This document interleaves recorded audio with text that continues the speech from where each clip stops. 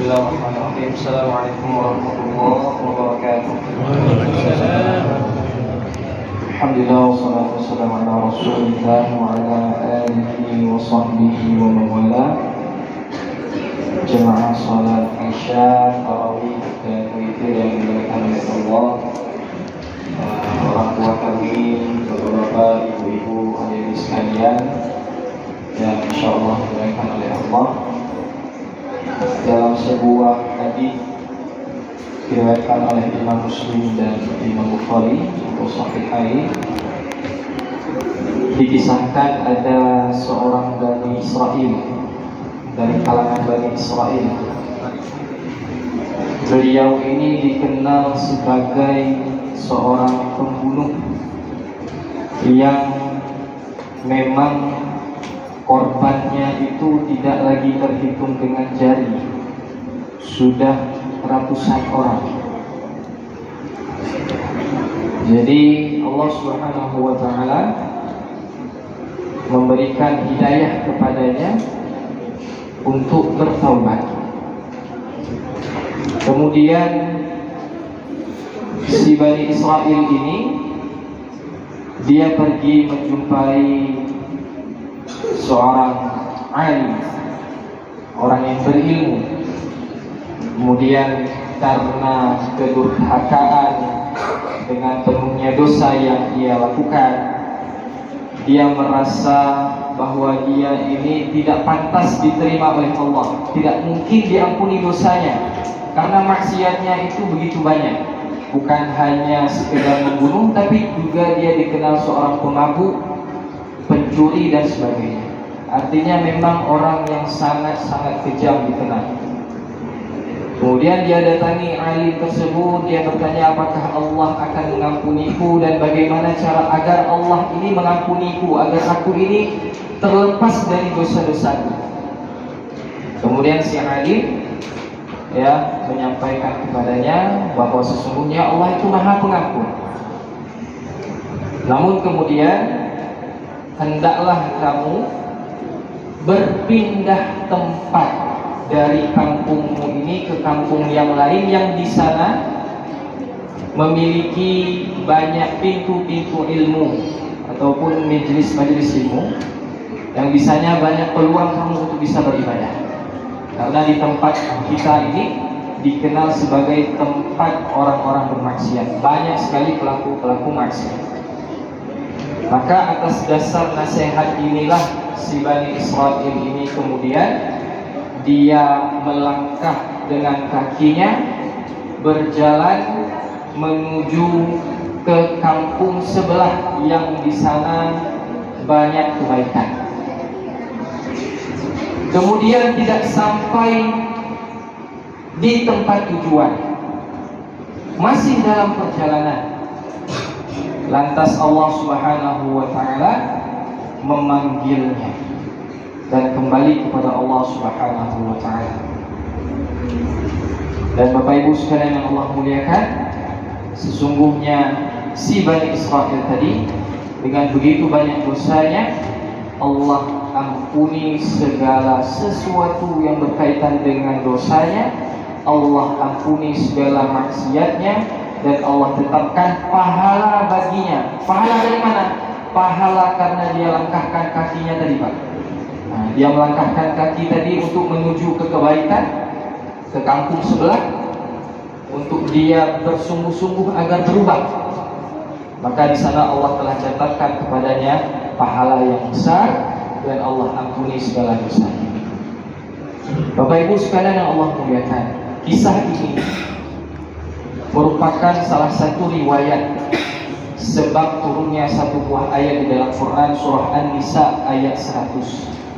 Allah Subhanahu wa ta'ala berfirman, "Wa may yuhajir fi sabilillah yajid lahu fil ardi muragaman katsira." Barang siapa yang berhijrah, wa may yuhajir fi sabilillah, di jalan Allah, yang artinya dia betul-betul mau berubah, mau menjadi orang yang baik. Yajid lahu fil ardi muragaman katsiran wa sa'ah, dan Allah mengatakan banyak di antara tanahnya ini, ya, di atas muka bumi Allah ini tempat-tempat yang dipenuhi kebaikan dan keluasan kebaikan. Wa may yakhruj min baitihi, Allah selanjutnya, barang siapa yang keluar dari rumahnya.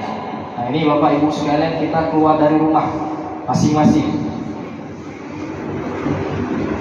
Wa may yakhruj min baitihi, barang siapa yang keluar dari rumahnya, yajid lahu fil ardi thumma yudrikuhul maut, kemudian dalam perjalanan tersebut, perjalanan keinginan untuk mendapatkan kebaikan tersebut, Allah takdirkan datangnya kematian, faqad ajruhu 'ala Allah, maka Allah Subhanahu wa taala telah menetapkan pahala kebaikan yang besar baginya.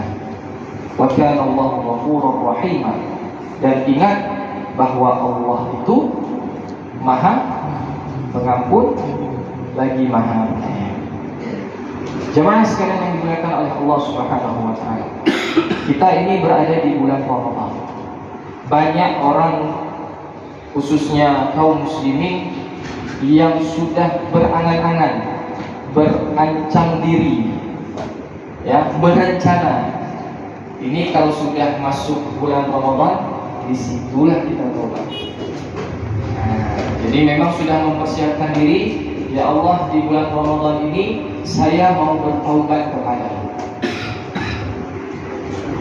Maka ingatlah kisah tadi, jemaah sekalian. Bani Israel tadi, dia seorang pembunuh. Yang dibunuh itu bukan 1, 2, 3 orang, tapi ratusan. Disebutkan di dalam riwayat tersebut 100 orang. Kita ini di sini, mohon maaf, ada yang menjadi pembunuh Bapak Ibu. Nah, ini saya yakin tidak ada satupun di sini yang suka bunuh-bunuhan. Yang ada bunuh apa Pak? Bunuh nyamuk. Bunuh nyamuk. Ya, kita bunuh nyamuk ya Pak. Ini bunuh manusia, menghilangkan nyawa manusia. Kemudian dia diampuni oleh Allah dalam perjalanan ke majelis ilmu, dalam perjalanan menuju tempat kebaikan. Nah, kita sudah di tempat kebaikan, sudah di mushola, ya kan, niatnya untuk apa? Beribadah, majelis ilmu seperti ini dengan ceramah, ya, zikir, sudah berada di tempat kebaikan. Kalau saja dia yang niatnya tadi dalam perjalanan belum sampai di tempat kebaikan, kemudian Allah wafatkan dan dimasukkan ke dalam surga, apalagi kita Bapak Ibu sudah berada di tempat kebaikan. Insya Allah semuanya akan diampuni. Tapi satu syaratnya. Apa syaratnya Bapak Ibu? Yang bisa jawab saya boleh pulang, saya kasih pulang. Apa syaratnya kalau dilihat dari kisah tadi? Karena niatnya, ya, niatnya sudah duluan sampai kepada Allah. Niatnya sudah duluan sampai kepada Allah. Kita kalau seandainya mau pergi ke masjid, ke mushola seperti ini, ya, atau ke tempat-tempat kebaikan, mulai dengan niat yang baik, insya Allah apapun dalam kondisinya nanti di dalam perjalanan, sudah dicatat kebaikan yang besar oleh Allah. Kalau Bapak Ibu sekalian yang Allah muliakan, kalau kita berkaca dari kisah tadi, bagaimana orang tersebut dikenal sebagai pendosa yang begitu banyak dosanya, ya, dosa membunuh, dosa berzina, dosa mabuk, dosa mencuri, banyak sekali dosanya, dosa-dosa besar semua.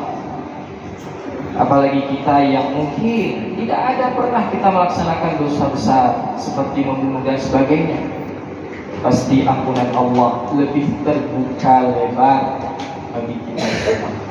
Kita mari sama-sama, kita jangan berputus asa. Masih banyak waktu yang diberikan oleh Allah. Selagi nafas ini masih bisa kita tembus, kita tarik, maknanya nyawa masih ada, nyawa masih di badan. masih ada kesempatan beristighfar kepada Allah, bertaubat kepada Allah, dan berjanji untuk tidak mengulanginya. Ya, Ustaz, kalau kita nanti tiba-tiba ulangi lagi gimana? Taubat nanti. Ya, tapi jangan taubat apa? Taubat main-main.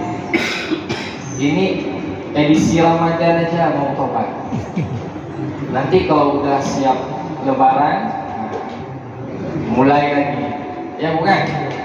Ya bu? Enggak bukan. Ya mungkin hanya ini saja. Semoga Allah mengampuni kita semuanya di bulan Ramadan ini dan menjadikan kita sebagai ahli surga, dan Allah mencatat semua kebaikan yang kita laksanakan. Ya Allah, terima semua amalan yang kita kerjakan, baik dari awal kita dihidupkan di dunia sampai nanti ajal datang menjemput. Allah jadikan kita dalam golongan orang-orang yang wafat dalam husnul khatimah. Amin. Amin ya rabbal alamin. Aqulu qawli hadza wa astaghfirullah li wa lakum. Walhamdulillahi rabbil alamin. Wassalamualaikum warahmatullahi wabarakatuh.